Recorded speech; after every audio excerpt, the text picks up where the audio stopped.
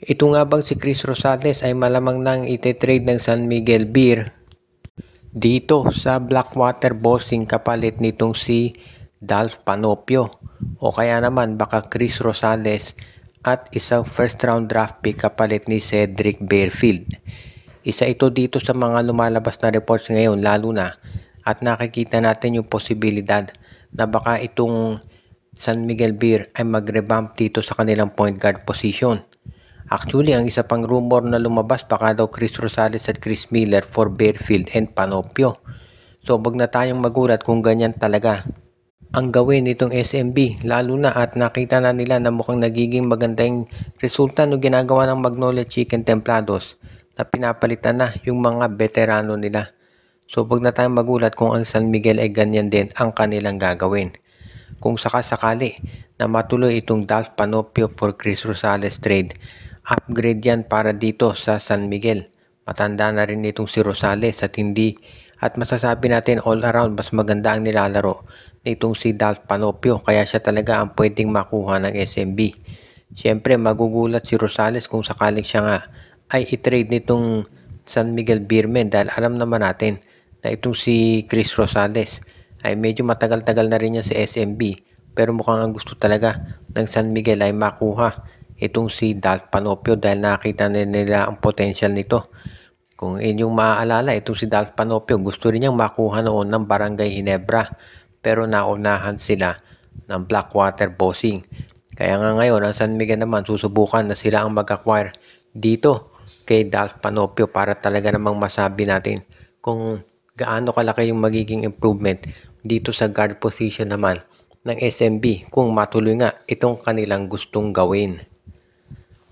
Sinagot naman ni RJ Abarientos itong mga basher at mga kritiko niya at yung mga gusto siyang matrade dahil maganda niyang nilaro dito sa panalo ng Ginebra kontra sa Phoenix.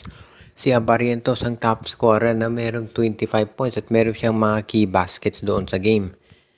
Itong game na to ay parang sabihin na natin na isang statement ni RJ Abarientos para doon sa kanyang mga kritiko at doon sa mga nagsasabi na siya ay dapat nang i-trade ng Barangay Ginebra. Sabi ng iba para kay Juan Gomez de Leano o kaya naman kay Cedric Bearfield. Pero ngayon, pinakita nitong si RJ Abarientos kung bakit deserving siya talaga dito sa Barangay Ginebra dahil sa husay ng kanyang nilaro. Kaya nga marami nagsasabi na siguro kapag ganyan at tuloy-tuloy ang naging performance ni RJ Abarientos, matitigil na sa wakas yung mga bali-balita na ito ay ite-trade na. Pero syempre alam naman natin ng PBA, sabi nga nila ay yan ay negosyo. So lahat ng ito ay magdedepende pa rin kung ano ang magiging performance nitong si RJ Abarientos moving forward. Kailangan syempre maging consistent itong si RJ para masiguro talaga na siya ay magiging isa na dun sa mga matatawag natin na mga malalakas na players talaga at mananatili dito sa Barangay Ginebra. Dahil syempre ang Ginebra, alam naman natin, ang importante dyan yung magde-deliver ka palagi para masiguro yung stay mo dito sa kanilang kupunan. At alam din naman yan ni RJ Abarientos. Kaya kailangan siguro kung ikaw ang Ginebra, bantayan yung performance ni RJ at kapag yan ay naging consistent talaga, habang masasabi natin na sure ball na yan na mananatili sa Ginebra. Pero kung hindi maging consistent at magkaroon ng mga poor decisions sa kanyang mga plays, asahan natin na ito eventually ite-trade din ng Ginebra para sa isang mas consistent na basketball player. Ito nga bang si Titan Ultra coach na si Jana Del Cardel ay mapapalitan na?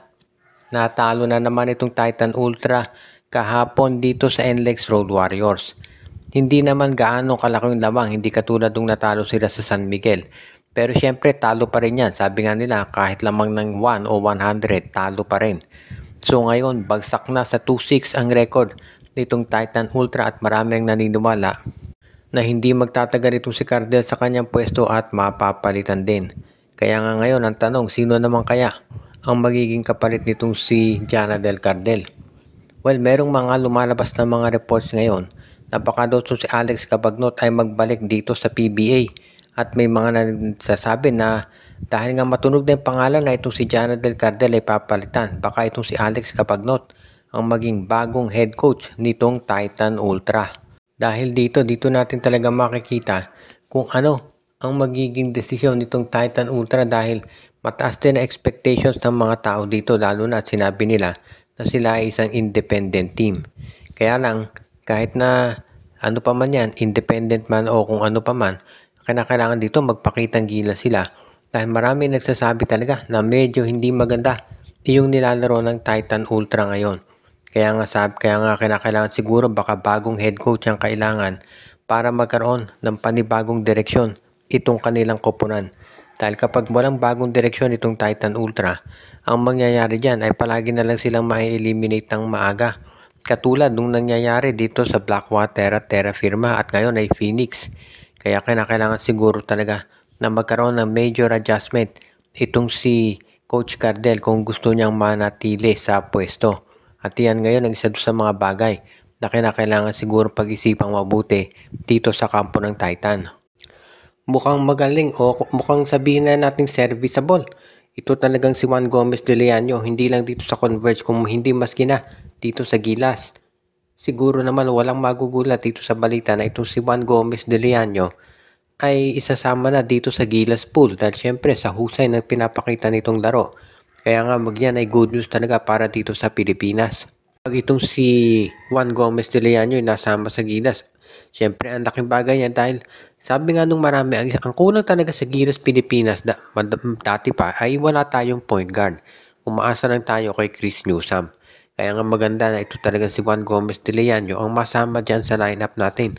Dahil nakita naman natin ang kalibre nito. At syempre, itong si JGDL ay sanay yan maglaro sa ibayong dagat. So, hindi naman nakapaninibago kung siya ay magpakitang gilas habang naglalaro para sa ating national team.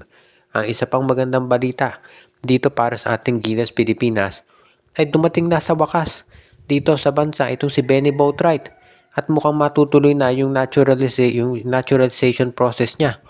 Kung nyo maalala, ang tagal na wala nitong si Boatwright. Marami nga nagtasabi na baka hindi na raw tumasama dito sa Gilas Pilipinas program natin at naghahanap na raw tayo ng bagong ina-naturalize na import. Pero ito na, dumating na si Boatwright at a-attend daw sa congressional hearings. Kaya magiging maganda naman siguro ito para dito sa ating national team. Dahil syempre naghahanap tayo ng mga players na makatutulong pagdating dito sa ganyang proseso. Kaya nga asahan natin na magiging maganda to para dito kay Boatwright kung sakasakali na siya ay mapunta at masama dito. Alam natin na to si Boatwright, 6'10 import yan. Pwedeng maglaro ng center, power forward at magaling din sa opensa. So good news talaga to para dito sa Gilas Pilipinas. Binabati natin yung ating mga taga-subaybay. Katulad nila Malyari Mascareñas, si Monde Guzman, si Anthony Alon, si Michael D, si Ireneo Salangsang, si Jonel Alagon, si Dexter Domer, si Joshua Giray, Espejo at Rosales Family, Katsakino Ducusin, si RG Bueno. Binabati din natin si Dexter Domer, Enju at lahat ng mga regular nating viewer.